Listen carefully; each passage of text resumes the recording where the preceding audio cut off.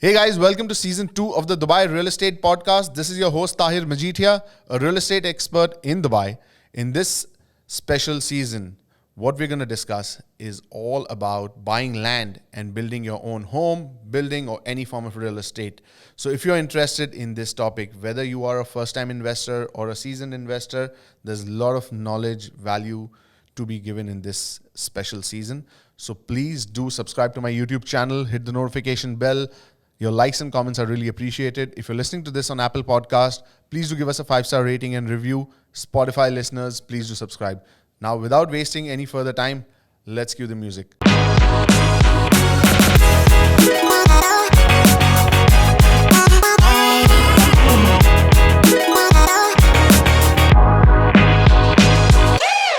Welcome to season 2 of the Dubai Real Estate Podcast. Tahir, how are you doing? Very well, Raj. How are you? I'm very excited. I'm very excited to reveal the big theme that you've created for season 2, which is building your own property in Dubai. Absolutely. The first question I have is, why is season 2 dedicated towards building your own property in Dubai? I mean, first and foremost, it's going to be, a lot about building your own property, but we'll be adding some other stuff as well in season 2. But the reason I chose this topic, because we did some content in season 1. We just did one episode on building your own home. And then I also created some content on Instagram and TikTok about buying land and building your own home, which went really viral. About 3.5 million views on Instagram, 1.3 million on TikTok. A lot of people, surprisingly, didn't know that this option is possible. And then I started getting a lot of questions on what are the prices like, where can I build? Too many questions. So I thought, this is something which not too many people know about. And if we can give out some information and knowledge to people on this particular topic, and this is basically the real way you actually create wealth in real estate is by developing on it. Because when you take land, you build something on it, you've added value on it, and the end product is valued at much more. So let me pick up on something you just said there, which is that most people didn't know you could do it. Yes. Why is that? Who is to, quote unquote, blame for that lack of knowledge about that? I mean, look, you can't say, you can't blame anyone on that lack of knowledge. But the reason why, first and foremost, even now, there's still a lot of people who don't know that you can own freehold property in Dubai. 2002, they announced freehold properties. Of course, not every property is freehold. There are certain areas and parts, but most of the properties which you see being marketed or sold in Dubai are freehold. So one is not too many people know. Now, in principle, when it is freehold, so obviously land is also freehold. You cannot have a freehold apartment on a leasehold land. So in principle, the land also, which is, where freehold apartments are being constructed or villas are being constructed or communities, they are all freehold. That means any nationality can buy and you can build. So that is, where a lot of people didn't know. So in season 1, we talked about the fact that some people didn't know you could buy your own property in Dubai. It's kind of like a spillover from that. Right. Some people don't know you can buy your own property, and therefore some people don't know you can buy your own land. And that's because land ownership is a relatively new phenomenon. As we go into 2022, we're only talking about 2 decades of history in doing that. Yes. That gives us a small amount of data to look at. So if you're an investor, how would you summarize to an investor, for example, what the returns have been like for those who have taken the leap, bought land and built on it? I mean, look, Raj, this depends on a lot of factors. One is, when did you buy the land? If someone who bought land maybe in 2005 and is developing today, obviously the numbers are totally crazy, right? But you cannot compare that because, they bought it way back, a long time back. Crazy in a good way or a bad way? Because 2005 was a very up market, right? No, but prices still, the prices were not as high as what it is today. Got it. Right? So the prices were still very low. So someone who bought land at that time obviously made a big fortune.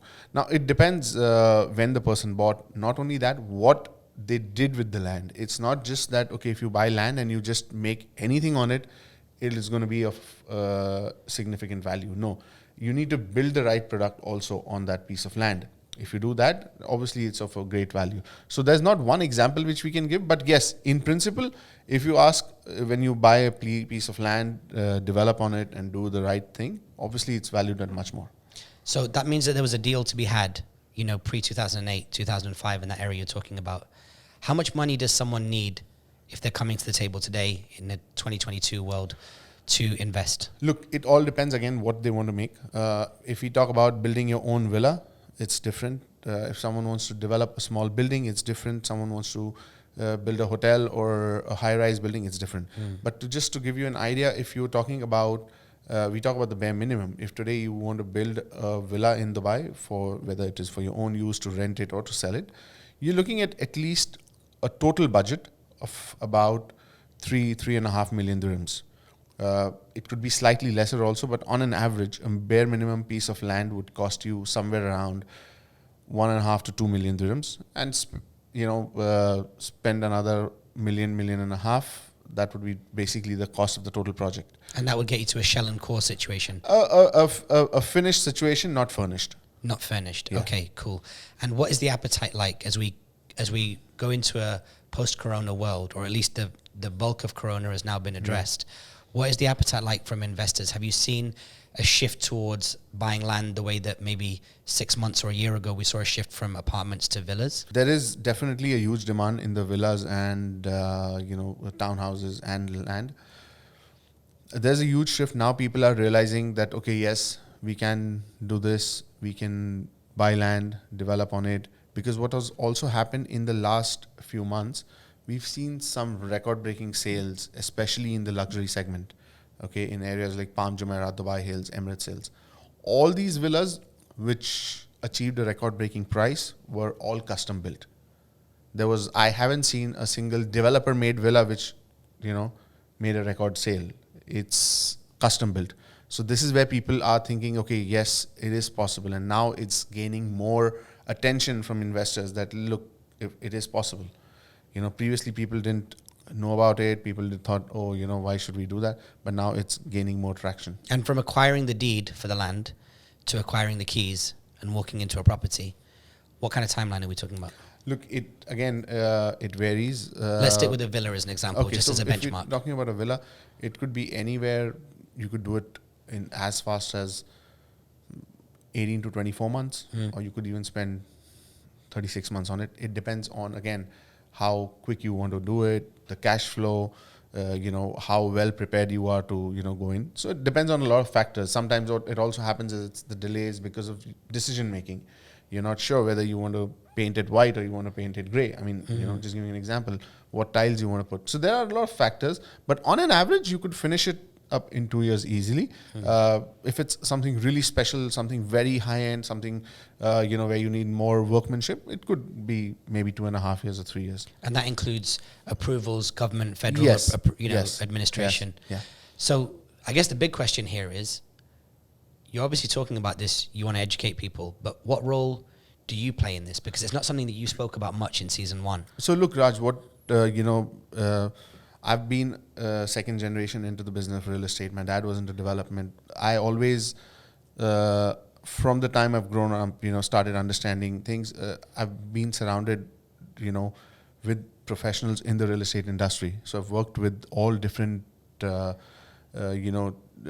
professionals in the ecosystem of real estate, you could say, which gave me a good exposure to the entire process of development, right from acquiring the land, going up to handing over, selling, everything.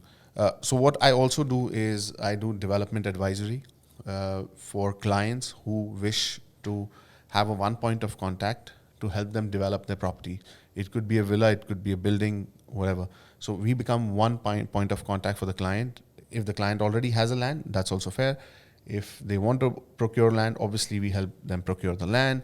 We get the right team on board, right designers, right architects, right consultants, put together everything as per the client's needs, and after understanding what the client really wants, what are his goals, whether are they buying to live themselves, are they buying as to create a rental asset, or they're buying to sell, so or to rent. So depending on all these things, we sit down, we become the one point of contact, and we handle all the work right from start to finish. So the client has one point of contact, which is me and my team, where we take care of everything. One area that was really interesting in season 1 was the subject of benefits when you invest over and above the capital appreciation and the money that can be made from property development. If you buy a piece of land, in Dubai and intend to build on it, do you still get the option of having a residence visa? Yes, absolutely. Look, the rule is investment in real estate. Okay, so whether it is land, whether it is a villa, a townhouse, apartment, doesn't matter. Once if your investment is over 750,000 dirhams on the title deed, yes, you are entitled for that. Okay. Is that driving some of the interest in buying land? Look, not necessarily just buying land, because what happens is, as you said, if you're talking about buying land and developing, you're looking at least a 1.5-2 million dirham for the land, and then different. But yes, this 750,000 is drawing a lot of individual retail investors who want to buy, say, one property just as a rental portfolio or as a saving or as for their rental income. It's generating a lot of interest from them, because 750,000 dirhams is close to $200,000 approximately. So that is generating definitely a lot of interest in the market overall. But if a residence visa is your main driver, it's better to buy a property which is ready, because at least you can start making a yield on it. Whereas if you're going to build your own property, a residence visa wouldn't be your main driver, because you've then got to hold that property for 24 to 36 months to see it realized into a building or into something. Okay, cool. So that's great clarity on that. Tell us about how this season is structured, because we've got quite a few episodes coming up. Yes. I know that the next one is going to be specifically about where you can and can't buy land. We'll obviously go into more depth when we get there, but what's the thought process behind that episode? What our intention in this season is basically we break down the entire process of development, because a lot of people think it's very complicated, it's too much hassle.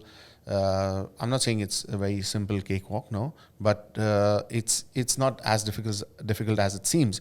So what we're going to do is, in one episode we talk only about land, which are the areas where you could buy, so forth, so on.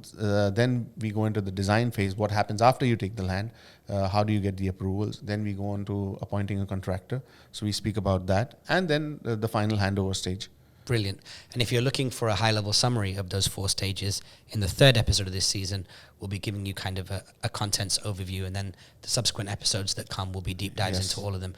Fantastic to hear. If anybody wants to subscribe, I know you're going to be doing a dedicated playlist on your YouTube, but how else can they follow this season? So they could contact me on any of my social media handles. They could listen to the podcast on Spotify, Apple Podcast, and all the major podcast platforms. And if they want to get in touch with me, they could email me on tahir@trustedhomesdubai.com or just drop me a DM on any of my social media handles. Exciting. Looking forward to getting to the next few episodes. Thanks, Tahir. Thank you so much, Raj.